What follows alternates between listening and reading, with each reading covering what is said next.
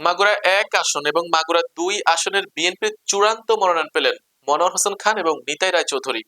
বিস্তারিত থাকছে staff reporter Ashis শাহর প্রতিবেদনে। মাগুরা ১ আসন এবং মাগুরা ২ আসনের বাংলাদেশ জাতীয়তাবাদী দল বিএনপির চূড়ান্ত মনোনয়ন পেয়েছেন মাগুরা জেলা বিএনপির সদস্য সচিব আলহাজ মনোয়ার হোসেন খান এবং বিএনপির ভাইস চেয়ারম্যান নিতাই রায়চৌধুরী। বুধবার দুপুরে বিএনপির মহাসচিব মির্জা ফখরুল ইসলাম আলমগীর স্বাক্ষরিত মনোনয়নপত্র হাতে পান তারা। মনোনয়নের খবর মাগুরা জেলা জুড়ে ছড়িয়ে পড়লে বিএনপি নেতাকর্মীদের মধ্যে ব্যাপক উৎসাহ উচ্ছ্বাস লক্ষ্য করা যায়। জেলা ও উপজেলা পর্যায়ের নেতাকর্মীরা আনন্দ প্রকাশ করেন এবং একে অপরকে শুভেচ্ছা জানান। দলীয় নেতাকর্মীরা বলেন, যোগ্য ত্যাগী নেতাদেরকেই দল মনোনয়ন দিয়েছে। আলহাজ মনোয়ার হোসেন খান এবং নিতাই রায়চৌধুরী দুজনই দীর্ঘদিন ধরে দলীয় রাজনীতিতে সক্রিয় থেকে সাংগঠনিক কার্যক্রমকে শক্তিশালী করতে গুরুত্বপূর্ণ ভূমিকা রেখে আসছেন। তাদের নেতৃত্বে মাগুরা ১ এবং মাগুরা ২ আসনে বিএনপি আরো সুসংগঠিত ও শক্ত অবস্থান তৈরি করতে সক্ষম হবে বলে তারা আশাবাদ ব্যক্ত করেন।